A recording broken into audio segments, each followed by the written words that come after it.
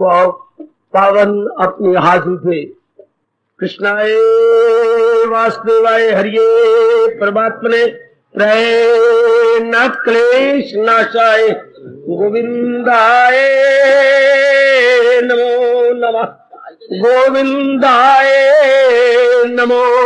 वसुदेव सुतम देवम कंसानूरमर्दनम देवकी परमानंदम कृष्णवन जगत गुरु कृष्ण वंदे। श्री कृष्णा शरणौ मम। श्री कृष्णा शरणौ मम। श्री कृष्णा शरणौ। अहोभाग्यशाली कल्याण कामनी देवियों, गीता के पैरोकार, मेरे बड़भागी सज्जनों, धार्मिक भाइयों,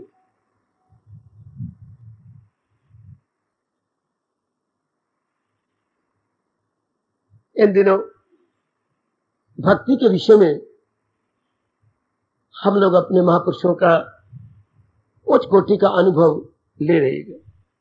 भक्ति को समझाकर बड़ा आसान कर दिया नारद जी ने। ये भी नारायण जी की कृपा से। जैसे घर में भोजन तैयार होता है तो खाना बड़ा आसान हो जाता है, भक्ति का भोजन भी उच्च कोटि के आचार्य ने, इन्हें भक्ति का आचार्य बोलते हैं नारद जी को, बहुत आसान किया है 84 सूत्रों में।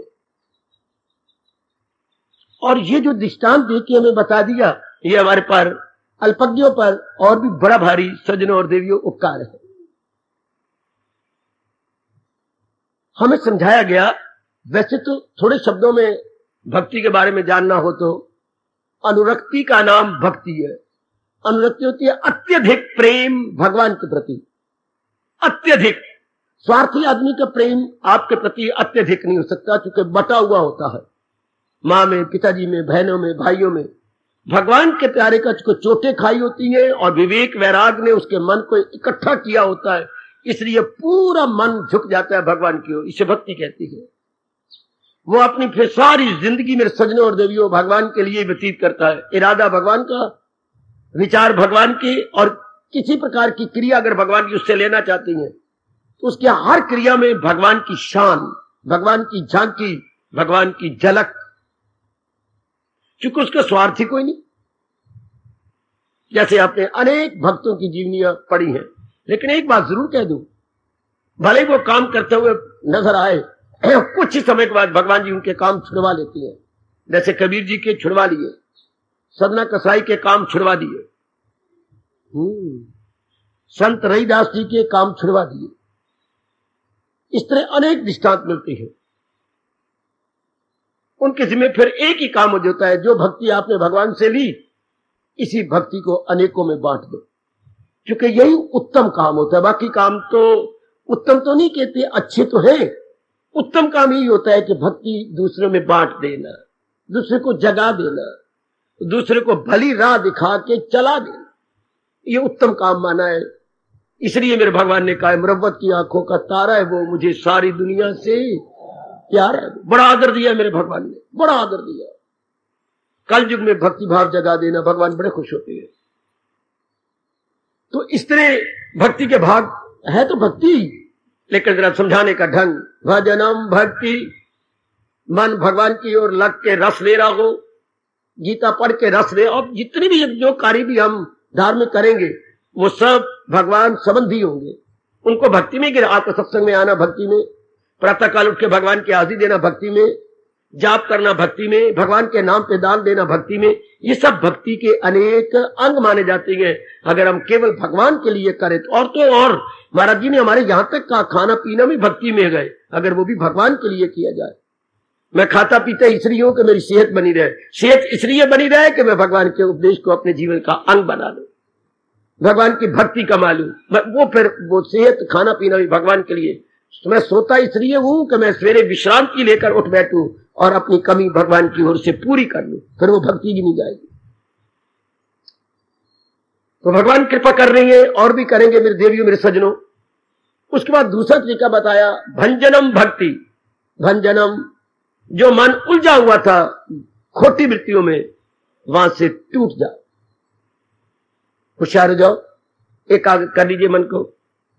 कल हमने ये जाना भंजनम, तोड़ दे मन, टूट जाए किन से, गंदी वृत्तियों से। पहले हमने गंदा समझा ही नहीं, ये काम, ये क्रोध, ये लोभ, ये अहंकार, या यूं कहिए मेरी देवियों सज्जनों, ये राग और द्वेष आपको तो बिल्कुल भी शोभा नहीं देता। जैसे जिसने ब्याह करवा लिया है वो 2-3 पुरुषों के साथ बाजार में जा रही हो, नहीं अच्छा लगेगा, बिल्कुल नहीं अच्छा लगेगा। इसी तरह जिन्होंने अपना कल्याण करना और मन में गंदी वृत्तियां हो, बिल्कुल नहीं शोभा पाता, बिल्कुल भी। जैसे सफेद कपड़े पर थोड़ा सा भी दाग हो तो दूर से चमकेगा। इस तरह भक्त अपने अंतःकरण को निर्मल करता जा रहा है मेरे सज्जनों, मेरे देवियों, तो उसको थोड़ी सी भी गंदी वृत्ति शोभा नहीं देगी।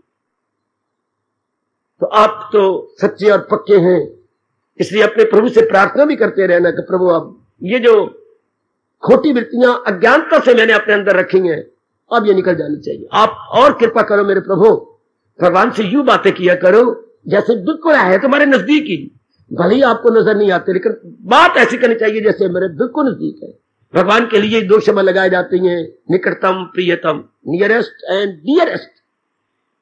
हमारी निकटतम है चूंकि आत्मा के नजदीक तो कोई वस्तु नहीं, और फिर प्रियतम है कि जिनको हम प्यार करते हैं वो भगवान के नाते से होता है, आत्मा भगवान की है, मुर्दा से कोई प्यार नहीं करता।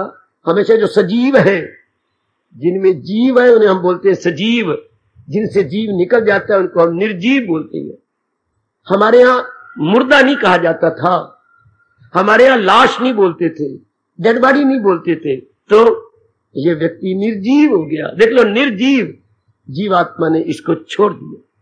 कितना प्यारे शब्द है, निर मैंने ना, जीव रहित हो गया ये शरीर।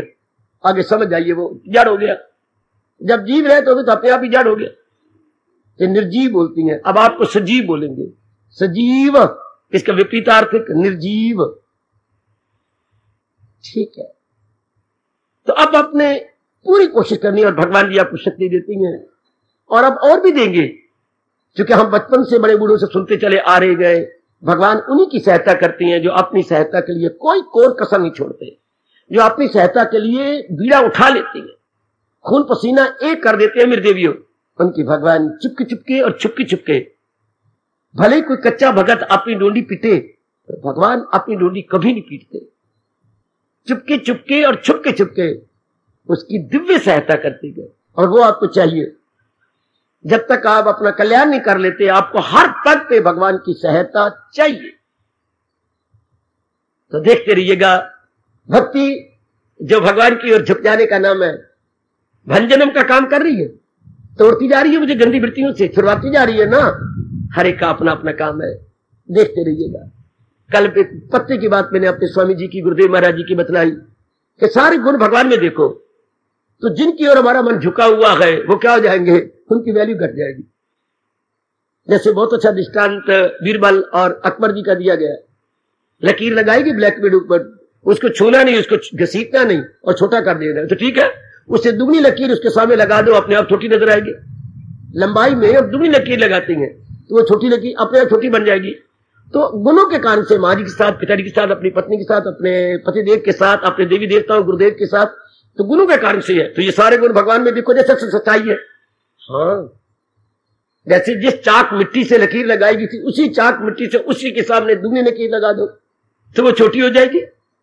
तो जिन गुणों के कारण से हम एक दूसरे के साथ संलग्न है, वो सारे गुण जहां से आए उनमें देखो, किन में, भगवान जी में। तो आपको मेहनत नहीं मारनी पड़ेगी, ये जरूर आजमाना, अपने आप ही आपका मन झुका हुआ भगवान की नजर आएगा। ये एक बहुत बढ़िया तरीका है। और मैं यही कहता, अनुभवियों के शास्त्र पढ़ा करो, जैसे स्वामी जी के शास्त्र है, अनुभवी उच्च कोटि। अब ये दृष्टांत कितने कमाल का है, कितने गजब का दृष्टांत है। थोड़ी सी बुद्धि लगानी बस, कि गुणों के कारण से, अवगुणों के कारण से शत्रुता हो जाती है, और गुणों के कारण से प्रेम, सहानुभूति, मोह ये पैदा हो जाती है। तो हम कहें ये गुण आए कहां से, माता जी में गुण कहां से आया, भगवान ने दिया कि गुणों का घर भगवान जी है। जितने प्रकार के गुण हैं ये भगवान में आती हैं, और जितने अवगुण हैं ये तीन गुणों में आती हैं। अच्छा, अवगुणों का घर प्रकृति और गुणों का घर आपके इष्ट देव। तो जब सारे गुण ही भगवान से आए हैं, तो जिनको अधिकारी समझती हैं, आपने जान ली वो कल, उन्हीं को गुण देती हैं। जो भी कोई डिजर्विंग या अधिकारी होगा, मेरे कल्याणकामी सज्जनों, मेरी कल्याणकामी देवी हो, उसी को मेरे भगवान को गुण बख्श देती हैं। तो फिर गुण देखें भगवान में। बस अब आपका मन पूर्ण प्रेम भगवान में लग जाएगा। ये हो गया भंजनम, टूट जाएगा। ये नहीं कि उनसे द्वेष हो जाएगा, नहीं, जो मोह था वो नहीं रहेगा। उनके फर्ज तो हम पूरे करेंगे, उनके कर्तव्य तो हम पूरे निभाते जाएंगे, लेकिन आसक्ति, लोभ, अहंकार ये इत्यादि टूट जाएंगे। भगवान करे ऐसा ही हो। आज ले आगे नारद जी के चरणों में प्रणाम करते हुए उनके अनुभव का आगे लाभ उठाएं। मन पूर्ण प्रेम झुका हुआ हो तभी भक्ति कहा जाता है भगवान की हो। तीसरा क्या, भागो भक्ति। भाग होता है किसी चीज के टुकड़े कर देना। एक पूरी चीज, जैसे मैंने खरबूजे का दृष्टांत दिया था, खरबूजा पूरा है, चाहे इतना बड़ा खरबूजा कह लो, चलो मैं तरबूज कह लेता हूं, बहुत बड़ा तरबूज, हाँ अब बहुत बड़ा, अब आप उसने उसके अब टुकड़े कर दिए। आपके घर के गिने हम कितने हैं, 6 हैं, 6 भागों में आपने छुरी से उसको टुकड़े किए, तो ये भाग हो गए। हमने कहा अभी इस इतने तरबूज के मैंने 6 भाग कर दिया, थाली ले आओ अपनी और अपने अपनी थाली में अपना अपना भाग ले जाओ। हाय, सब घर में आवाज गई, तरबूज तो आप लेते होंगे, लेकिन एक बात कहूं, प्रसंग नहीं है इसका, पानी नहीं पीना चाहिए, इससे फिर हैजा हो जाता है। तरबूज में सारे गुण आपकी, ये जो आप लेती हैं खरबूजा, सारे गुण, और आप ककड़ियां मकड़ियां खाते हैं, सारे गुण है इसमें, खीरा खाते हैं, लेकिन पानी नहीं पीना गर्मियों में, इसलिए ये हो जाता है आपको हैजे। प्यास मांगती है, पानी लेती है, बस अंदर को सिस्टम बिगड़ जाता है इसी बड़े ध्यान से। तो लीजिएगा, तो आपने टुकड़े कर दिए, सब घर वाले अपना अपना भाग लेके एक तरफ निकल गए, अपना भाग लेकर के। इसी तरह भला हो मेरा हमारे नारद जी का, भक्ति आचार्य का, जिन्होंने कहा एकांत में बैठ के, आपको तो भगवान जरूर एकांत, अगर यहां लाती हैं तो एकांत भी देते होंगे। जिनको भगवान ने अपना प्यार दिया उन्हें लोकांत से हटाकर एकांत में डाल दिया। ये कुदरती बात है। जो कि आपको संसार की बातें नहीं अच्छी लगती होंगी, गाते नहीं अच्छी लगती होंगी, संसार के राग भरी द्वेष भरी ये जो चर्चा नहीं सुहाती होगी आपको, तो फिर आप कहां जाएंगे एकांत में। चाहे भले आप घर में होंगे, लेकिन किसी एकांत भगवान ने आपको दे देंगे। ये परमात्मा का क्या है, स्वभाव है, अपने प्रेमियों को एकांत देना, लोकांत से उठाकर एकांत देना। तो एकांत में बैठ के विचार करना, ये जो आज का साधन है इस पर आप सोचना, भगवान आपको मौका दे। ध्यान दीजिए, क्या, भागो भक्ति। भाग मैंने अभी बताया टुकड़ा, अब 2 टुकड़े कीजिए अपने मन ही मन में, बुद्धि द्वारा, यानी एकांत में बैठकर 2 टुकड़े, तन और मन। मन में बुद्धि समझना, जैसे मैंने कहा दूध, तो दूध में ही आ गया क्या, खांड। जब दूध का नाम लिया खांड बीच में आ गई, हाँ बिल्कुल। इस तरह मन वैसे अपने आप में कुछ नहीं, जब बुद्धि ना हो तो बुद्धि इसके अंदर आ गई। तो तन, ये हमारा तन, नारद जी एक समझाते हैं, आप समझ लो मेरे से, ये हमारा तन, ठीक। ये तन किसके भाग का है, परिवार के भाग का है, कुटुंब के विभाग का है। ये मेरा हमारा तन कुटुंब के लिए है, अपने परिवार के लिए है, माता जी के लिए, पिता के लिए, बहन भाई के लिए, अपनी पत्नी, अपने बच्चों के लिए, अपने बाकी जो मिलने जुलने वाले हैं, ये हम पक्का कर लें। शरीर मेरा परिवार के विभाग का है, और जहां मन की बात है, ये मेरे कृष्ण के लिए है, ये मेरे इष्ट देव के भाग का है। एकाग्र हो जाओ मेरे देवियों, मेरे सजनों, ये मेरे भगवान के भाग में आ चुका, बस ये उन्हीं का है, ये उन्हीं के लिए है, ये और पक्का करो। मन मेरा भगवान के लिए है। स्वामी जी ने जरा नारद जी के शब्दों को और भी आज तक शब्दों में चमका दिया। क्या कहा, मन रिजर्व है भगवान के लिए। बड़ी दूर जाना हो तो आप अपनी सीट रिजर्व करवाती हैं, बुक करवा लेती हैं, अपनी टिकट पहले खरीद लेती हैं, और कुछ रुपए आपको देने पड़ते हैं, तो seat reserve, because you have to travel a long distance, तो पहले ही आपने रिजर्व करवा लिया। इसी तरह समझ लो, जैसे स्वामी जी ने कहा, मैंने भी अपने मन को ऐसे ही समझा लिया कि जैसे सीट बुक करवाई जाती है, इस तरह हम मन रिजर्व कर ले अपने भगवान के लिए। मन तो मेरा भगवान के लिए रिजर्व है, बस तन द्वारा हम परिवार की सेवा कर देंगे। उनको मालूम भी नहीं होने देंगे कि हम भगवान के प्यारे हैं, क्योंकि उनको घाट ही नहीं पड़ने देंगे। ऐसी सियानी बनो, आप परिवार में हैं, उनको मालूम ही ना हो, आप सत्संग में जाती हैं, आपका मन भगवान की ओर लग रहा है, आप जाप करती हैं, आप गुणों के साथ सौदे करती हैं। गुणों के साथ सौदे करना, हाय हाय, बड़ी कुर्बानी करनी पड़ती है और बड़ी कीमत देनी पड़ती है गुणों को लेने के लिए। कीमत चुकाना, सौदा करना, मेरी सारी जिंदगी ले ले लेकिन मुझे 3 गुण दे दे, शाबाश, सारा जीवन मेरा ले ले, विवेक दे दे, वैराग दे दे और प्रभु का प्रेम दे दे, और सारा कुछ मेरा ले ले। ये होता है सौदा करना, सरदार की बाजी लगाना। 3 गुण अगर मांगने पड़े, 3, विवेक, वैराग और प्रभु भक्ति, ये 3 मांग लेना। तो आइएगा, अब हम अपने मन में समझा है, सारी खेल विचारों की मन मेरे भगवान का हो चुका, मन मेरे प्रभु के लिए रिजर्व है। घर के अंदर सब कुछ होता है, ये अलमीरा पिताजी के लिए है, ये अलमीरा माँ जी का, ये अलमीरा आपका है। आपने खुद देखा घर में सुंदर लगता है, रिजर्व हो, यहां तक कि चारपाई भी रिजर्व है, बिस्तर भी रिजर्व है, कपड़े भी रिजर्व है, जुतियां आपने रिजर्व कर रखी हैं, हर चीज तो रिजर्व है घर के अंदर। ये उनका जगह भी उनके, ये उन्होंने इस जगह से, रात को हम देखते थे सोने की जगह भी रिजर्व है। माँ और धियां एक तरफ होती थी, पिताजी और बच्चे एक तरफ होते थे। माँ अपनी धियों को इस तरफ उस तरफ अपने दोनों तरफ ले लेकर सो जाती थी। चार पे तू या बिछानी, तू मेरे इधर बिछा लेनी, तू मेरे सिर के पीछे बिछा लेनी, लो यूं माँ बेटी इकट्ठी हो गई है। और इधर जो है जितने भी जेंट्स है वो इकट्ठे इधर पिताजी के साथ सूट हो गए। इसी तरह हम रिजर्व करते हैं कि तन तो मेरा ले गए परिवार वाले, लेकिन मन तो मेरे भगवान का। ध्यान से सुनना, ये मन पहले मुझे पता नहीं था, अब मेरे भगवान ने मुझे बता दिया, ये मन मेरे प्रभु का। बार बार कहिएगा, मन रिजर्व हो गया भगवान के लिए, मन भगवान के हिस्से में आ गया, ये तो मेरे प्रभु के हिस्से में आ गया बस।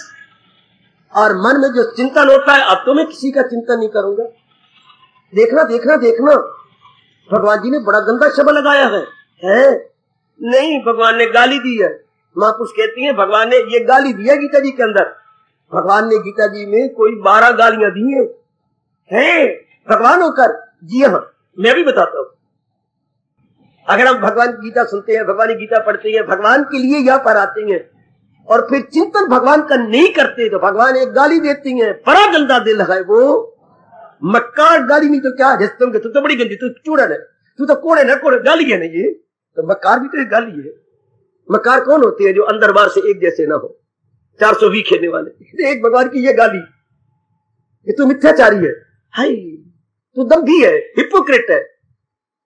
हिपोक्रेट गाली है, तू दम्भी है। दम्भी कौन? जो बाहर से तो भगत कहलाए और मन में चिंतन भगवान का हो, मर जाना पर भगवान की कसम दम्भी ना कहलाना। यहां आना छोड़ देना मेरी बेटी, आपको मैं भगवान की कसम दिलाऊंगा, दम्भी ना बनना। बेशक यहां आना छोड़ देना, बेशक गीता पढ़ना छोड़ देना, मुझे कोई शौक नहीं। मुझे ये शौक है कि जो पढ़ने वाले आने वाले हो वो अपनाने वाले हो। बेशक हम यहां पर 2 बैठ जाए, एक मेरी बेटी और एक भाई यहां हो, 2 हो, सिर्फ एक मैं सुना रहा हूं, पर हम सारे अपनाने वाले सदके के बकरे, कुर्बानी के पुतले। मेरे मन में घुस के देख लो, मुझे कोई शौक नहीं, 1000 बैठो या 1 बैठो, पर हो कुर्बानी के पुतले, हो जीवन में उतारने वाले, जीवन में ट्रांसलेट करने वाली हो, हम अपनाने वाले, हम दम्भी न बने। मन का काम क्या है? सोचना विचारना। अब जब हमने कह दिया मन भगवान के लिए रिजर्व, मन भगवान का, इसी समय अगर कमी है तो भगवान के चरणों से शक्ति मांगो और चिंतन भगवान का। हमने तो ऐसे ही समझाया है, आप भी ऐसा समझाओ कि मर जाना अच्छा, पर भगवान की नजरों में दम्भी बनना अच्छा नहीं ना। हम बेर की तरह नहीं बनेंगे। कैसे? बाहर से लाल लाल होता है बेर और अंदर से क्या होता है? अंदर से खट्टा। अच्छी बात नहीं। हम तो किशमिश बनेंगे। इतने लाल तो किशमिश नहीं होती, पर जहां से मर्जी खा लो आपको मिठी लगेगी किशमिश। महापुरुष ने दृष्टांत, में तो उन्हीं का दृष्टांत दे रहा हूं कि दुनिया में किशमिश बन जाना पर बेर ना बनना। बेर की प्रकृति ने बाहर से मेकअप कर रखी, जैसे आप अपनी मेकअप गलती से किया करती थी, हाँ, लेकिन जो किशमिश है वो कोई उसकी मेकअप नहीं है। जहां से मर्जी मुंह में डालिए मिठास। भगवान कह रहे हम सब किशमिश की तरह बने, हम सारे जैसे भगवान जी कह रहे। ये अपने मन में कहना कि मैंने आना है तो दम भी नहीं बनना। भगवान करे या कोई ऐसी ब्लैक शीप ना आए जो दम कर रही हो। बड़ी सजा मिलती है भगवान की ओर से। अगर गवर्नमेंट सजा देती है, गाड़ी जा रही है और आपने उसकी चेन पुल कर दी और जहां पुल हो जाती है तो वहां ब्रेक लग जाती है, सारी गाड़ी ब्रेक लगेगी और भागेगा कौन? आपका दौड़ेगा, आपका जो साथ जा रहा है गार्ड। और आपका किसने खींची? मैंने खींची। क्यों खींची आपने? मजा लेने के लिए कि देखो सच में गाड़ी खड़ी हो जाती है। अच्छा बच्चों, तो तू मेरे पास आ जा, मैं तुझे मजा दिलवाता हूं। वहां पुलिस वाले खड़े गए, उनका मजा भी ले लूंगा। ठीक है, तो पेनल्टी गवर्नमेंट की अब सैकड़ों रुपया बढ़ा दिया और 1 महीने की जेल भी कर दी उन्होंने। खैर जो किया ठीक है। इसी तरह भगवान की तरफ से भी पेनल्टी या पनिशमेंट मिलती है। क्या हम इतना सुन लें, इतना पढ़ लें और मन में चिंतन भगवान का ना हो तो फिर वो ठीक नहीं होगा। फिर पेनल्टी मैं सुनाऊंगा नहीं, 3-4 पेनल्टियां लिखी है पनिशमेंट आपके लिए, पर नहीं अभी नहीं। फिर कभी प्रसंग बनूंगा, जानबूझ के मैं अवॉइड कर रहा हूं।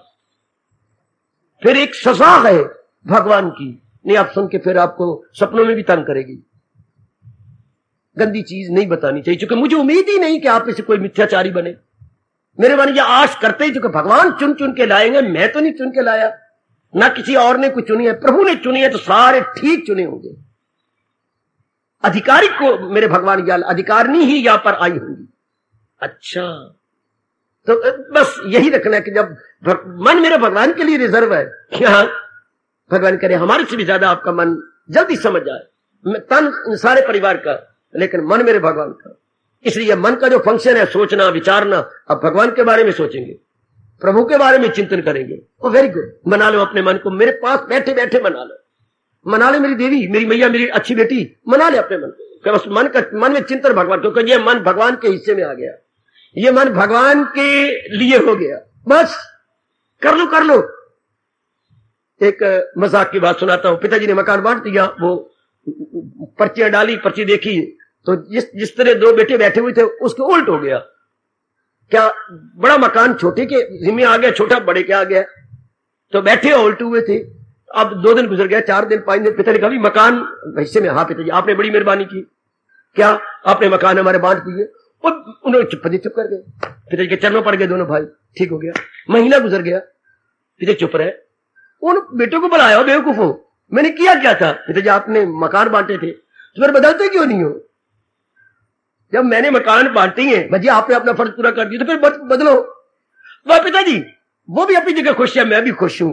अगर उसको इतराज है तो मेरा ले लेंगे, मुझे कोई इतराज नहीं, इससे पूछ लो। नहीं पिताजी मुझे कोई इतराज नहीं, आपने अपना कर्तव्य पूरा कर दिया, तो फिर मुझसे बंटवाए क्यों? ये तो मजाक किया अपने बाप के साथ। अच्छा बट गए, लेकिन उठते नहीं।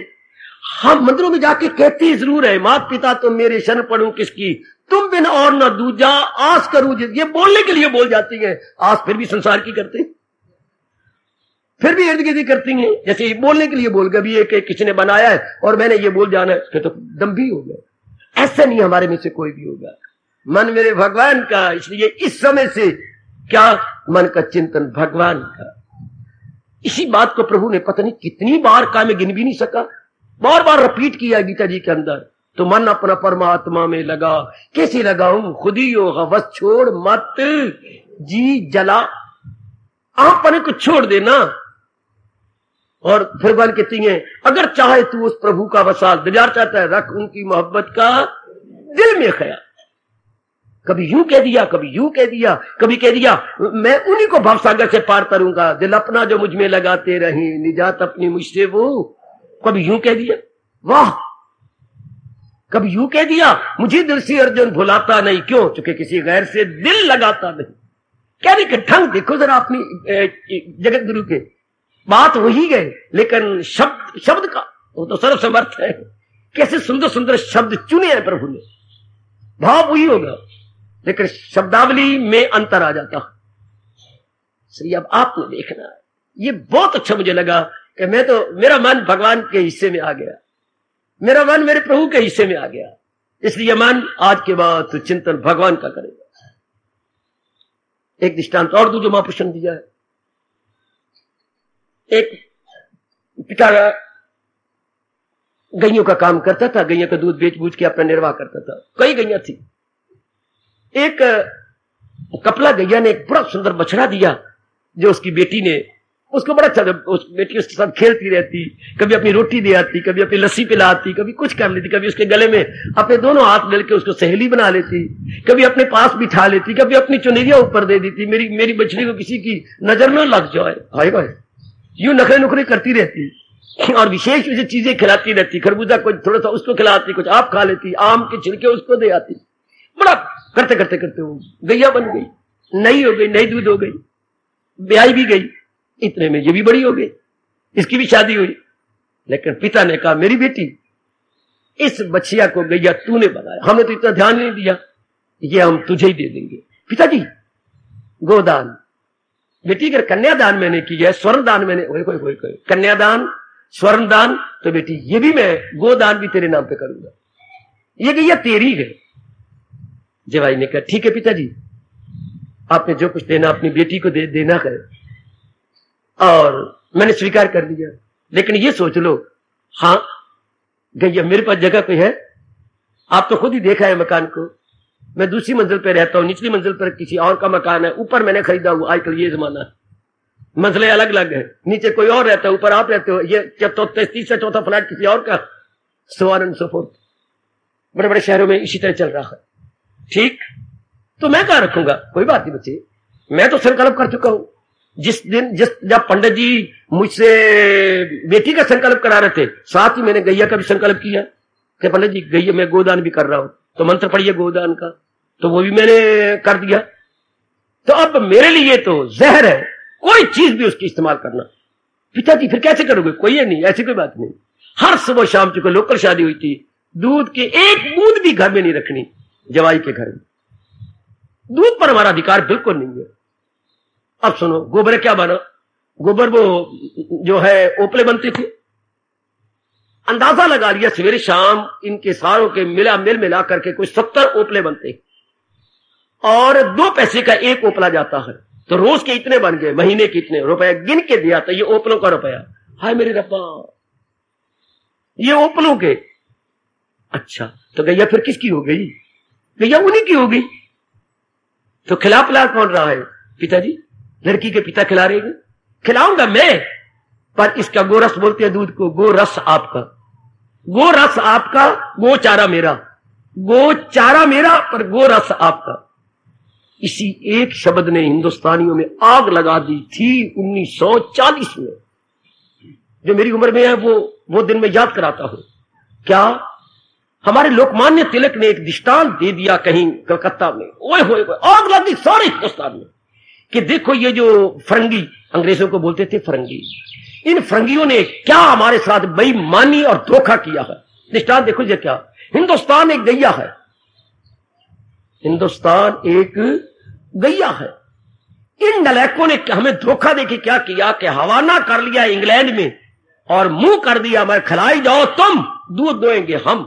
उस दिन पत्नी हजारों जेलों में गए और कितने गोली का निशाना बना। दृष्टांत कितना सुंदर कि जो हिंदुस्तान की चोटी की उपज है ये लुट लुट के ले जा रहे हैं। हिंदुस्तान का लोहा, हिंदुस्तान का सोना, सोने की चिड़िया हमारे हिंदुस्तान इन्होंने बिल्कुल ही कंगाल बना के रख दिया। इस दृष्टांत ने हिला के रख दिया। लेकिन ये तो पिता है, खिलाएगा पिता गोरस जाए लड़की को कि ना मैंने तो गोदान कर दिया। इसी तरह आप भी, इस दृष्टांत ने मुझे भी बड़ी प्रेरणा दी है कि पिताजी ने गोदान दे दिया। अब भले ही उनके पास जगह ना हो, पर दोनों वक्त दूध वहीं जा रहा, एक भी बूंद वो इधर नहीं रखते कि ना ये मेरी बेटी का है, बेटी ने गैया को बड़ा किया है, और बाकी चारा तो हमारा सारी गैयों में निकल ही रहा है। तो मैंने क्या किया, मैंने तन भी रख दिया, मन भी रख दिया, बुद्धि भी रख दी।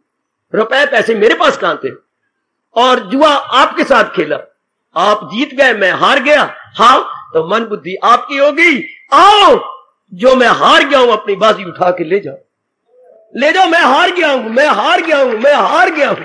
कहने के ढंग देखो मेरे देवियों, कहने के ढंग देखो, अपनी बाजी ले जाओ, मैं हारे बैठा हूं। आपने मेरे साथ जुआ खेलने नहीं था, अगर खेला है तो मैं हार गया हूं, तो जीतने वाला ही उठाता, मैं इसको कैसे उठा लूं, अब तो आपका काम है उठा लेगा। भगवान का तख्त हिला होगा कि नहीं मेरी बेटी, कि मेरा भगत कह रहा है मैंने जुआ खेला है जिसमें मैंने 3 दांव पे लगाए थे, बुद्धि लगाई, पहले मन तन लगाया, हार गया मैं, फिर मैंने मन लगाया, वो भी हार गया, मैंने बुद्धि लगाई, वो भी हार गया, अब तीनों उठा लो, तीनों ही ले जाओ, क्योंकि ये आपके हैं। इस गीत के थोड़े दिनों बाद ही स्वामी जी ने जल समाधि ले ली थी, शरीर छोड़ दिया था। बहुत चोटी का दृष्टांत, कि तो मैं हार चुका हूं, आप जीत चुके हैं, जो जीत गया ये उसी का है, ले जाओ इसको। शाबाश, आहा, अब तो यह है ही आप ही का, तो अब जब आपका है तो बस ठीक है, फिर ले जाओ। इसी तरह अपने मन को, खैर वो तो बड़ी चूटी की थी, पर हमारे पर प्रभाव पड़ेगा। अपने आप को समझाए, मन तो मेरे भगवान का है, तन द्वारा जितना मेरे से बन पाएगा परिवार की सेवा कर रहा हूं, करता रहूंगा, पर मन में चिंतन तो भगवान की सेवा मैंने नहीं करना। कितनी जल्दी रंग चढ़ जाएगा, कितनी जल्दी रंग चढ़ेगा। सिर्फ इतनी बात अगर मन में आ जाए, मैंने चिंतन नहीं करना। और मेरी बात सुनो, क्या अगर यह आपके वश की बात ना होती तो मुझे भगवान की सुगंध आपको मेरे प्रभु चुन के यहां न लाते। अगर इस गीता समागम में आपको लाए गए तो यह शंका दूर करना कि मेरे वश की बात नहीं। क्या भगवान आपके साथ मजाक कर रहे हैं? नहीं, कोई और तो नहीं लाया, मेरे प्रभु की दिव्य प्रेरणा आपको खींच के लाएगी। इट मीन्स यू कैन, आपके वश की बात है, आप कर सकती हैं।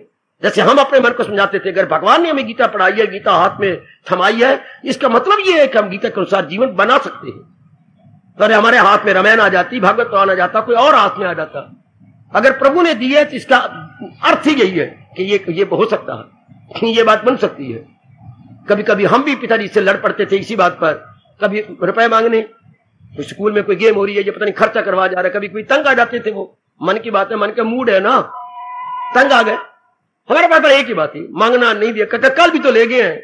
हाँ कल ले गए तो कल खर्च कर लिया, फलां करता। आज फिर मास्टर जी ने फलां चीज मंगवाई है, जा जा कल भी ले गए, आज फिर पिताजी फिर ना पढ़ाते आप पढ़ाते क्यों, खबरदार ऐसी बकवास ना कर, तू मुझे ये ना कहा कर, ले जा 5 रुपया ले जा, चाहे यूं फेंक देते।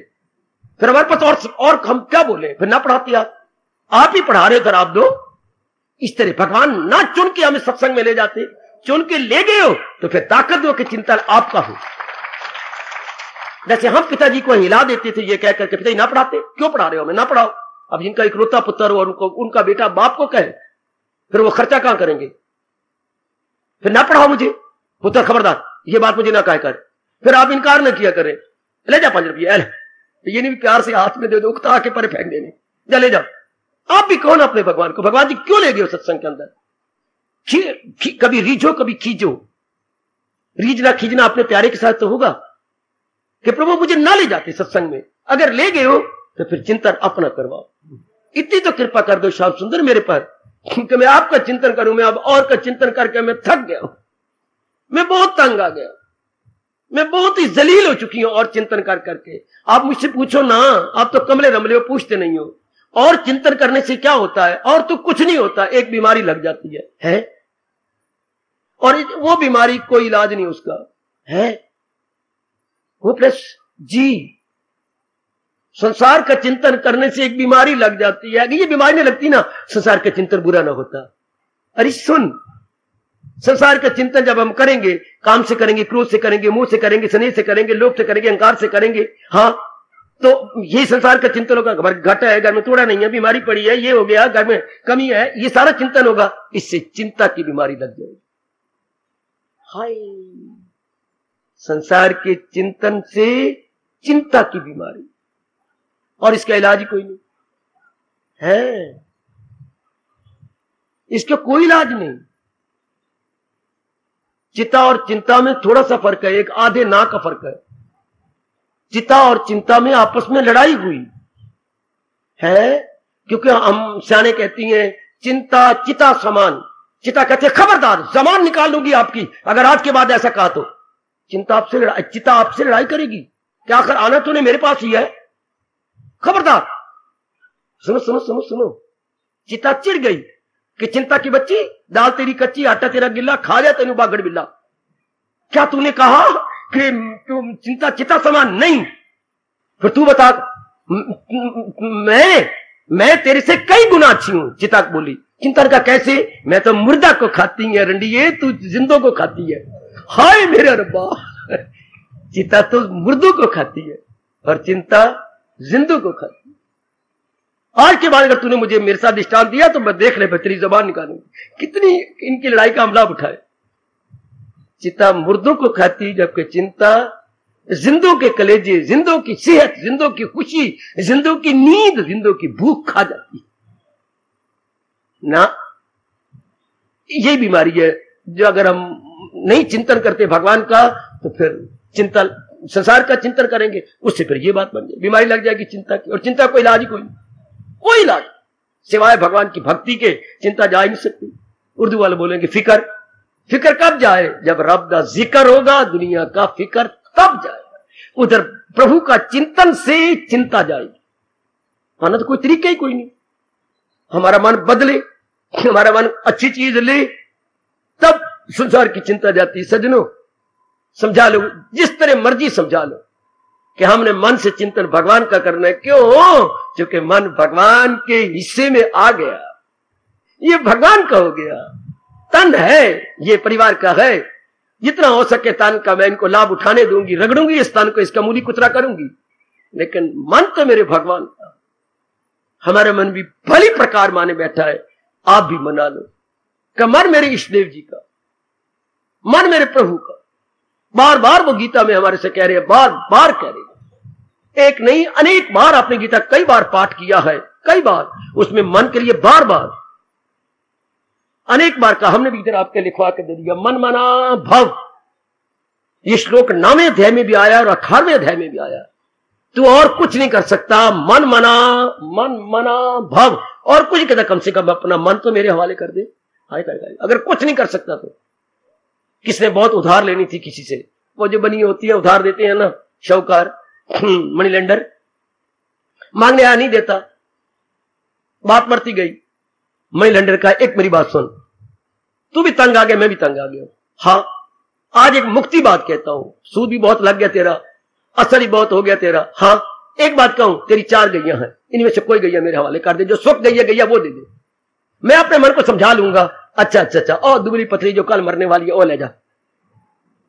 ठीक है, तू मुझे एक गैया पकड़ा और कह जो मैंने उधार देनी थी शाहूकार, उस रूप में मैं गैया तुझे दे रहा हूं, ले जा, कुछ तो मुझे दे दे। इस तरह भगवान कहती हैं, अरे जब मैं मंगता बन के तेरे से मांग रहा हूं, हाँ, तो मन मना भव, अपना मन मेरे हवाले कर दे। अच्छा, भगवान आपसे क्यों मांगती हैं? इसलिए कि आप कल्याणकामी हैं। आप कल्याणकामी ना बनते, आपके अंदर आकांक्षा है, वेल आई मीन टू से बर्निंग डिजायर, मैंने अपना कल्याण करना, सिर्फ खाने में पीने में बच्चे बना के मर जाने में नहीं रहना, बिल्कुल नहीं रहना। ये आपके अंदर हलचल मचती है। ये नहीं कि किसी ने आपको मजबूर किया, हर जगह हर नर नारी को मजबूर किया जा सकता है। सत्संग के लिए जब तक अपने अंदर आग न लगे नहीं मजबूर किया जा सकता। अगर आप किसी को मजबूर करने पर आए भी होंगे, 2 दिन आए होंगे, चले गए होंगे। अगर किसी ने किसी आपकी गुत पकड़ के मरोड़ी दे के लाई भी होगी तो 2 दिन 3 दिन फिर आपका दिल नहीं, मेरा नहीं दिल करता, मैं नहीं जाती। कोई कब तक अपने अंदर अगर रस ना आए तो मोहब्बत की नहीं जाती, मोहब्बत तो हो ही जाती। ये शोला खुद भड़क उठता गए, भड़काया नहीं, प्रेम खुद जाग उठता है पिछले जन्मों का। तो आप अपने आप में आए गए, दे दो मन भगवान जी को, बार बार कह दो, जैसे नारद जी में बड़ा अच्छी युक्ति दे रही है, क्या? मन भगवान के हिस्से का, मन भगवान के हिस्से में आ गया, तन मेरे परिवार का हिस्से का, रगड़ ले इस तन को जितना उनकी मर्जी है, फायदा उठा ले इस मरने वाले का। ये तो मरने के लिए जा रहा है। कल मैंने कहा था वो प्लाट नहीं मिलेगा आपको, चाहे 1000 रुपया गज भी दो, क्योंकि वो प्लाट बिक चुका है, रजिस्ट्री हो चुकी है। शरीरों से जितना मर्जी हम प्यार कर ले, इसको तो काल ले चुका है। ये काल के हिस्से का काल ने रजिस्ट्री धर्मराज की कचहरी में अपने नाम पे करवा ली है। यह है उन्हीं का। हमारी गलती है जो हम समझते हैं ये पिता मेरा तो मां मेरी थी, ये पत्नी मेरी थी, ये पति मेरा नहीं, ये मेरे मुरे कोई नहीं। हम एक दूसरे का लाभ उठाएं, एक दूसरे के लिए उपयोगी बने, लेकिन है ये काल का चारा। काल अगर पशु है तो हम उसका चारा है।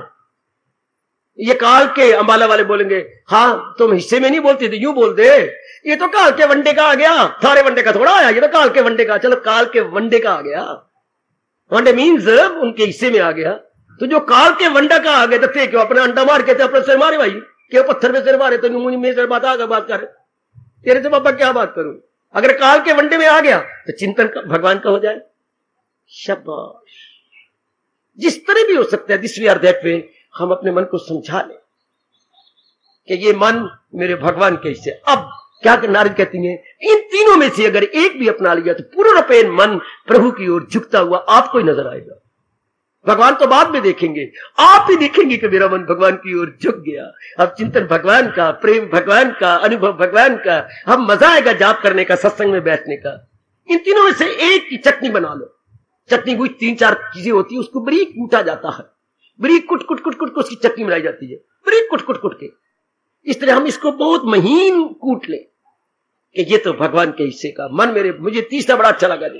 भजन भक्ति भी अपनी जगह बड़ा अच्छा है, भंजनम भी अपनी जगह बड़ा अच्छा है, पर ये भागो भक्ति ये तो भगवान के भाग का आ गया। बस मेरा अब कोई हक नहीं, क्योंकि हमने तो क्या नेक नीति से काम लेना है। बद नीति से अगर होते बदनीयत होते हम यहां ना आते। इसलिए नेक नीति यही कहती है कि जिसके हिस्से का आ गया वो उसी का चिंतन होना चाहिए, अब उन्हीं का ही। एक महापुरुषों की और बात बताऊं क्या? तन को बनाया किसने? मां बाप ने ना। मां बाप ने अपना खून दिया है, तो खून बनाने वाला कौन? जो ये कह रहा है खून बनाने वाला कौन? मां बाप का खून लगा ना इसके बनाने में। हाँ, तो खून बनाने वाला कौन? जो गीता में ये कह रहा है चारों ग़िज़ाएं पचाता हूं, वो खून बनाता है। जो यहां तक कहता है दरूं और बरूं दम में आता हूं मैं, ये तेरा जो हमारे प्राण अपान ले रहे हैं ये कौन? भगवान कहते हैं मेरी शक्ति से प्राण अपान हो रहे हैं। जो हम श्वास छोड़ते हैं फिर श्वास अंदर लेते हैं, ये भी एक निराला चमत्कार है। श्वास लेके श्वास अंदर कैसे गया, फिर अंदर लेके बाहर कैसे आ गया? बड़ी इसकी रिसर्च हुई है, बड़ी रिसर्च हुई, पर अभी तक वो मुंह में उंगली डाले बैठे हैं। इनहेलिंग नो डाउट, एक्सहेलिंग फिर कैसे हो गई? खैर बड़ी दूर की बातें हैं। तो जो भगवान ये कह रहे हैं कि मैं दुरू बरू दम में आता हूं, आपके प्राण अपान, वो भगवान ये कह रहे हैं कि मैं चार प्रकार की ग़िज़ा दिन में खाती हैं। ठोस रोटी, मिली जुली जो खिचड़ी तारी कोई चीजें मिला के आप खाते हैं वो, और दूध फल, दूध और लिक्विड, और चौथा फल इत्यादि। ये 4 प्रकार की ग़िज़ा। लेकिन खाने को तो खा गए हम, और यहां सन्नी बना दी, गुतावा बना दिया। पचाता कौन है? पाचन शक्ति। पाचन शक्ति किसे कहती है? वो विशेष प्रकार की गरमाइश। वो गरमाइश कहां से आती है? भगवान जी से। तो सारा कुछ कर तो वही रही है। तो हम यूं समझाएं, ये बनाया किसने? शरीर को भगवान ने। अब चला कौन रहा है? बिल्कुल स्पष्ट है, भगवान जी चला रहे हैं। अच्छा, जब दुनिया में परले आ जाएगी तो ये जाएगा कहां? भगवान जी के अंदर। प्रकृति का नियम है, जो वस्तु जहां से आती है अपना कार्य पूरा करने के बाद वापस लौट जाती है जहां से आई। ये नियम है, शास्त्रों का नियम है। उधर पातशाही ने इसी को अपने साधारण शब्दों में प्रो करके आप जैसी साधारण जनता के सामने कह दिया। 5 तत्व को तन रचियो जानियो चतुर सुजान। शाबाश, चतुर बन के और दूरदर्शी बन के इस बात को जान लो कि 5 तत्वों से प्रकृति और रब ने ये शरीर बनाया है। और नियम क्या है परमात्मा का? जहीं ते उपजो नानका, जो वस्तु उपजो पैदा होती है लीन ताही में मान, फिर अपना काम करने के बाद वही लीन हो जाती है। वाह, जो वस्तु जहां से कंपोज हुई, शेष भी यही कह रही है, डीकंपोज वही होती है। Composing, decomposing. शरीर 5 एलिमेंट्स से बना है, and going back to 5 elements, वापस फिर उन्हीं अनासर में चला जाएगा। सुंदर। तो बनाया किसने? शरीर को भगवान ने। चला कौन रहा है? भगवान जी। वापस कहां जाएगा? भगवान के अंदर समा जाएगा। तो फिर तो सारा कुछ भगवान जी कर रहे हैं। हाँ, तो आपने बचपन से जरूर सुना होगा, नहीं तो मेरे से सुन लो। जिंदा खाइए औंधे गुण गाए। फिर हम क्यों ना भगवान के गुण गाएं? क्यों ना अपने प्रभु के गुण गाएं? है शाबाश। जब वही सब कुछ कर रही हैं, जन्म देने वाले वो, पालने वाले वो, और वापस बुला लेने वाले वो, तो फिर जिसका खाएंगे उसके गुण गाएंगे। अगर इस तरह कहोगे और मन में बिठा लोगे तो इसी समय के बाद, फ्रॉम दिस वेरी मोमेंट, क्या होगा? चिंतन भगवान का। यही कृष्ण चाहती हैं, यही गीता के मुबारक अवतारी दाता चाहती है कि चिंतन में दुनिया न लाना, वरना आप भगत नहीं बने। फिर दुनिया के भगत, भगत कौन? भगत सारे हैं। जो किसी का भगत नहीं बनना चाहता वो आत्महत्या कर लेगा।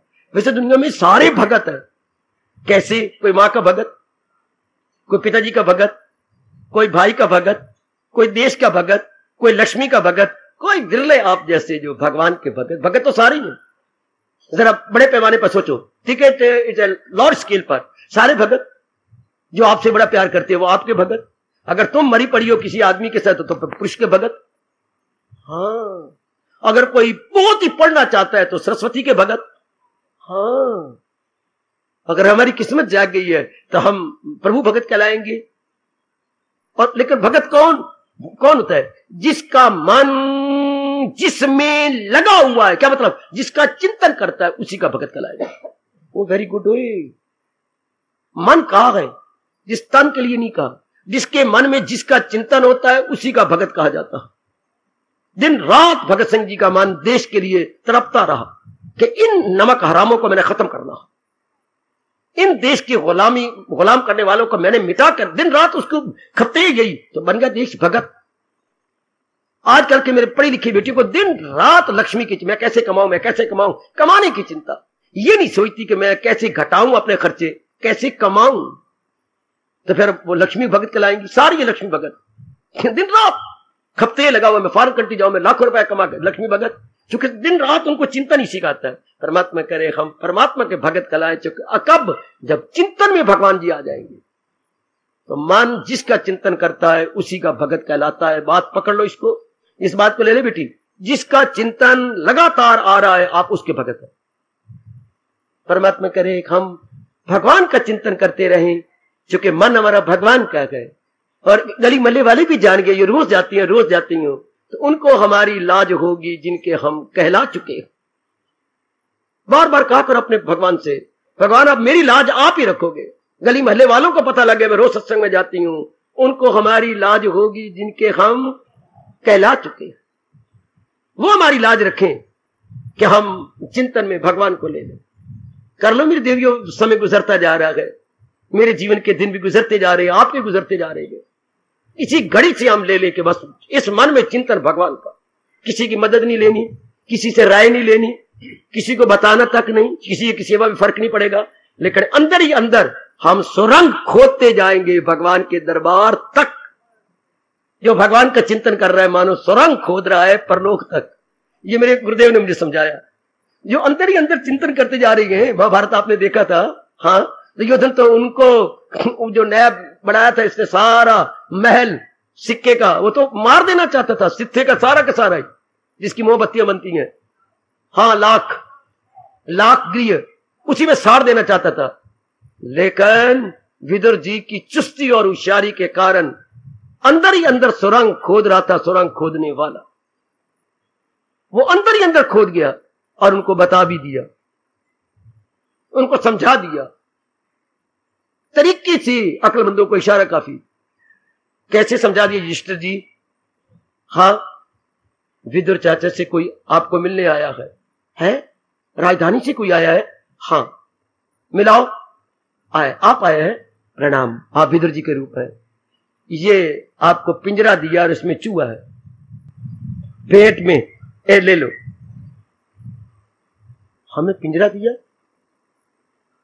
और चूहा बीच में डालते?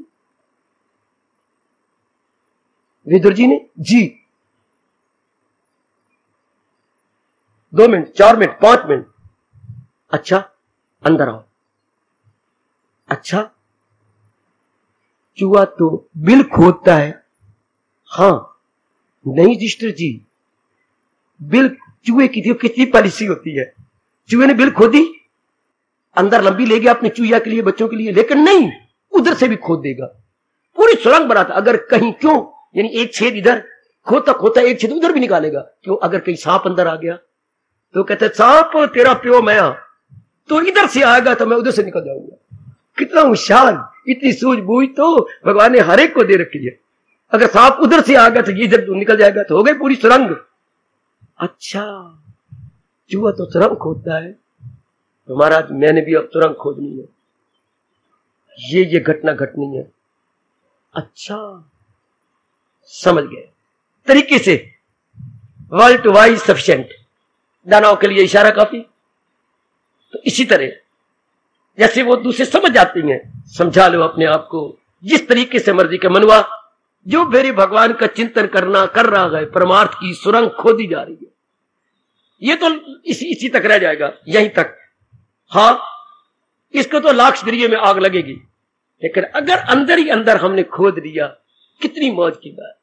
मन को समझाइए, मन अबोध है ना, इमेच्योर्ड बॉय है, अब इसको हमने समझाना है। इसी प्रसंग में एक घटना हमारे महापुरुष सुना गए हैं, मेरे से सुन लो, समय संपूर्ण हुआ चाहता है।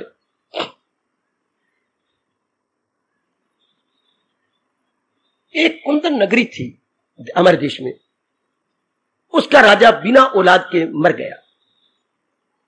उसके बाद मंत्रियों ने एक राजे का हाथी पाला हुआ था जो बड़ा सियाना था, तो प्रातः काल वो हाथी की सूंड में मंत्रों से गुथा हुआ हार डाल देते थे प्रातः काल, और मंत्री इत्यादि बॉडीगार्ड उसके पीछे पीछे आते थे सवेरे सवेरे, और हाथी आगे समझ आता था क्यों मेरे में इन्होंने हार डाला है। तो जिसके गले में हाथी वो हार अभी मंत्री डाल दे वो राजा माना जाता था। अच्छा बाबा फिर क्या हुआ, फिर क्या हुआ? इस तरह हाथी चल पड़ा और उसने एक के गले में डाल दिया। तो वो तो क्या हुआ बाबा? वो तो एक महात्मा थे, आधी धोती ऊपर आधी भगवा ऊपर लिया हुआ है नीचे, और तो ये क्या? पीछे वजीर आ गए, महाराज हमारी नगरी का ये दस्तूर है, आगे प्रभु प्रेरणा से आप आए, हमें तो आपको नहीं कहा। हाँ मैं तो पहले इतनी जल्दी इधर आता ही नहीं था, आज ही अचानक ही मैं निकल पड़ा हूं। तो फिर इसके है ना कोई प्रारब्ध? अच्छा मुझे ले चलो। देवी और सजनों, हाथी द्वारा सिलेक्टेड महात्मा बादशाह बनने जा रहे हैं जी। गए, मुझे इस नगरी का दस्तूर तो बताओ, दस्तूर क्या है? पहले दस्तूर तो आपने जान लिया कि राजा अगर बिना औलाद के मर जाए तो हमारी ये हाथी जो है ये चुन लेता है राजा, जैसे आपको हमने चुन लिया। और क्या है, आप पूरे 5 साल तक राजा रहेंगे, फिर 5 साल के बाद राजा बदला जाएगा। अच्छा ये हम आपको बाहर दिखाएं। हाँ ये बीच में नदी बह रही है बहुत बड़ी, और परले पार जंगल है। हाँ फिर 5 सालों के बाद इस किश्ती में बिठा के आपका आदर मान पूजा करके आपको उस जंगल में छोड़ देंगे जहां आपको वो चीते, वो शेर और वो रीछ नजर आ रहे हैं। मुझे इस जंगल में छोड़ दोगे? हाँ। फिर क्या होगा? वो आपकी फीस्ट करेंगे और हम ताड़ियां मारेंगे कि हमारे बादशाह क्या जीवन सफल हो गया जी। ओ देर पुट्टे मुंह थोड़ा, मेरी बोटियां उतरेंगी, तुम कहोगे मेरा जीवन सफल हो गया। भाई हमारा दस्तूर है, हमारा यानी प्रथा है। अच्छा तुम्हारी प्रथा है, कोई बात नहीं, तो आपको स्वीकार है? बिल्कुल स्वीकार। जरा सुनना, महापुरुष ने कितना आसान किया हमारे समझ जाने में। राजा बन गए, जिस दिन से राजा बने बड़े मजदूर इकट्ठे किए। अब ये जो मर्जी 5 सालों में कर ले। सुनना ध्यान से, बड़ी सुंदर सुंदर जो है किश्तियों बनाई, बड़े बेड़े कहने चाहिए मुझे, बड़े बेड़े बना के वहां पुल बांध दी उस जंगल में इधर आने के लिए। बड़ी सुंदर पुल, उन दिनों बेड़ों की पुल बनी जाती थी नदी पर, पुल बन गई, बड़ी सुंदर। आना जाना बिल्कुल आसान हो गया। हाँ बड़े बड़े मजदूर और बड़े बड़े होशियार मंगवाए गए, सारे वृक्ष काट दिए गए और जो खूंखार जानवर थे सारे मार दिए गए। सुनो सुनो सुनो, सारा सुंदर बना करके नए नए मकान एक एक जैसे 2 मंजिले बना दिए गए। नीचे मां बाप रहे, ऊपर उनकी औलाद रहे। स्कीम ये थी, एक जैसे मकान, बीच में सुंदर बाग, बच्चों के लिए घूमने फिरने की, सैरें करने की जगह, स्कूल, सारा कुछ बना दिया। और उनकी कमाई के जरिए भी कमाएंगे क्या, तो मिट्टी खाएंगे, उन कमाने के भी जरिए साथ साथ बना दिए। 5 साल तो इसके अपने दिन रात मजदूर, मिस्त्री, कारीगर काम करते रहे। इससे भी, इस राजधानी से भी वो राजधानी मीलों तक निकल गई, जैसे अपनी चंडीगढ़ की। और भगवान करे चंडीगढ़ को भी मात करे, जो हमारी राजधानी थोड़े कुछ दिनों के बाद मुंह से पता नहीं क्या निकलने लगा था, बनने जा रही है हरियाणा की राजधानी, उसको ही मात करेगी। क्योंकि जो कमियां उधर रह गई हैं वो कमियां इधर नहीं रहेंगी। ठीक इसने जो कमियां इस राजधानी में थी उस राजधानी में वो कमियां नहीं, बड़ा सुंदर सुंदर और बड़े ढंग से प्रजा में से कहा कौन जाना चाहता है उधर। काफी तैयार हो गए, उधर उनको बसा भी दिया। अब सैर करने के लिए शाम को उधर भी हो आता है, इधर अपने सारे कुछ कर रहा। उनके कमाने का, उनका ढंग, सारे कमाने के तरीके, स्कूल कुछ सब कुछ। 5 साल पूरे हुए। अब उन्होंने कहा हमारा दस्तूर है कि भेजो मुझे परे तरफ। बड़ा आदर मान हुआ, बड़ा आदर मान, चूंकि सारा प्रबंध कर लिया। बहुत पहले इधर राज कर रहा था। उन्होंने कहा तो आप महाराज जी उस महात्मा थे ना, आपकी बुद्धि खुली हुई थी, आप ही सियाने बने, वरना 10 पहले राजा हो चुके बेवकूफ, 5 साल मौज करके बाद में इन खूंखार जानवरों द्वारा खाए जाते। आपने बड़ा कमाल किया, इधर भी इज्जत लेते रहे और इन 5 सालों आप उधर भी बनाते रहे। वो भगवान की कसम आपकी तरह दाना माने जाती हैं जो शरीर छोड़ने से पहले अपनी परमार्थ भी बना लेते, अपना परलोक भी बना लेते। भगवान की नजरों में, मेरी देवियों में सच्चाई से कह रहा हूं, गीता को छाती पे रखकर, वो बड़े दाना होती हैं जो परमार्थ बना लेती। चाहे कल युग में कृष्ण ने कहा गए लाखों में होगा कोई, जो परमार्थ के लिए लगाए दिमाग, वरना घुघू समय इधर ही करते रहते हैं। उधर काल कचारा बन गए, गंदी योनियों में चले गए, मोह ममता लेके लख लाना। जब मरना अनिवार्य है, जब उन्होंने कहा 5 साल के बाद आपको राजपाट छोड़ के जंगल में जाके इन शेरों का शिकार होना पड़ेगा। अच्छा 5 साल तो मेरे हाथ में है ना, मैं जो चाहूं करूं। तो जो जिंदगी हमारी है, अंदर ही अंदर सुरंग खोद नंदलाल और चल परले पार, अंदर ही अंदर। न छोड़ा अभी जिसने तन का कफस, सुरंग खोदे हम। जो तरीके भगवान जी बता रही है, मेरी देवियों, मेरी बेटियों, मेरे सुरंग खोदो मेरे साथ। मैं जो सुरंग खुदवाने वाला आ गया वो आपके पास। जैसे समझाई जा रहा हूं वैसे खोदी जाओ अंदर ही अंदर। तो क्या होगा, मरना हमारे लिए मजाक हो जाएगा। सच्चाई की बात क्या, जैसे उसके लिए मजाक था, वो भेजो भेजो। जैसे कबीर जी ने कहा, जिस मरने से जग डरे मेरी मन आनंद, कब मरूं कब पाऊं पूरन परमानंद। मैं तो उस घड़ी को देख रहा हूं कब भगवान जी मुझे बुलाते हैं, क्योंकि इससे ज्यादा शांति तो मुझे भगवान के पास मिलनी है। जैसे वे राजा तो वो दिन देख रहा था कब मुझे ये छुड़वाते हैं यहां से, और परली नगरी मैंने स्वर्ग बना दी है, वहां जाके राजा बनूंगा। तो ये वही कर सकती हैं जो धीरे धीरे करके परलोक अपना बनाई जा रही। देवियों सियानी बनना, एक बार आप जिद में आ जाओ तो फिर आप कमाल कर जिद कर लो। ये जैसे नारी हठ मशहूर, बाल हठ मशहूर और राज हठ, ये तीनों हठ बड़े मशहूर है। आप नारी हैं, यह हट कर लो कि ये तो मैंने परमार्थ तो बना लेना। मैंने वो जंगलों में जाके जानवरों से नहीं चीरा फाड़े जाने कि मुझे काम चीरे थे, मुझे लोभ चीरे थे, मुझे और गंदी वृत्तियां चीर के फिर गंदी योनियों में डाले। नहीं मैं नहीं। जैसे भगवान ने कहा जन्म ऐले किरदार में आके ले, वो ऐसे घरानों में जन्म लेंगे जहां धन की कमी लेकर काम बहुत करने होंगे। फिर गधिया बन के कुतिया बन के मैं काम ही करती रहूं सारा दिन, ये कमी वो कमी, कपड़े पहनने को नहीं, खाने को नहीं है। हाय, इस हाल में मौत आए अगर, फिर मरने वाले की दुर्गति होती है। और सियाने बने जैसे महापुरुष दृष्टांत दे गए। 5 साल की अवधि में वो जंगल को मंगल बना दिया, जंगल को मंगल। हम भी थोड़े सालों में जो हमारी आयु रह गई है, अंदर ही अंदर सुरंग खोदते जाएं, परमार्थ बनाते जाएं, जाप द्वारा, पुण्यों द्वारा, सत्संग द्वारा। 12वें अध्याय में जो प्रभु ने अपने गुण बताए भक्तों के, उन गुणों को अपने अंदर लेते आए, सुरंग बनती जाएगी परमार्थ की।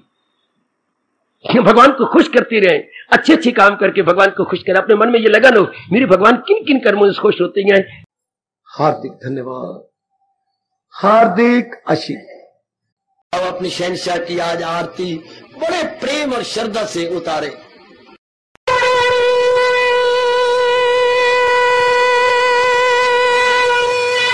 ओम जय जगदीश जय हरे स्वामी जय दीना लात हरे भगत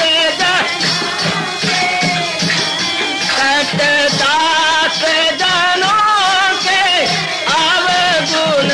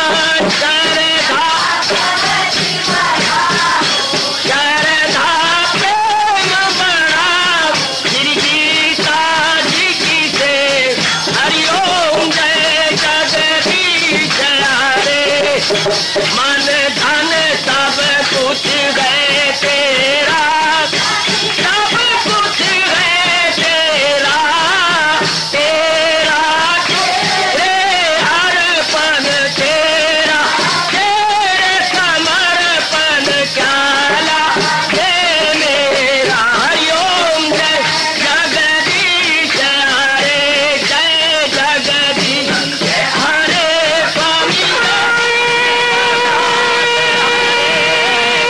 भगत जनों के संकट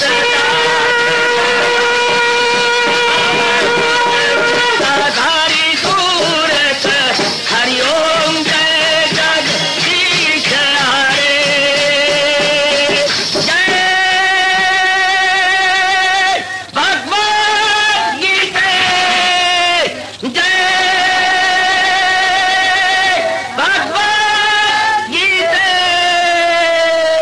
वने भवन्तु सुखिनः सर्वे सन्तु निरामयाः सर्वे भद्राणि पश्यन्तु मा कश्चित् दुर्भाग् भवेत्। हरिओम शांति शांति शांति। ओम प्रभु इसलिए भगवान कृष्ण की जगत गुरु भगवान कृष्ण महाराज की सत्ता में सफल करना इसलिए हार्दिक धन्यवाद।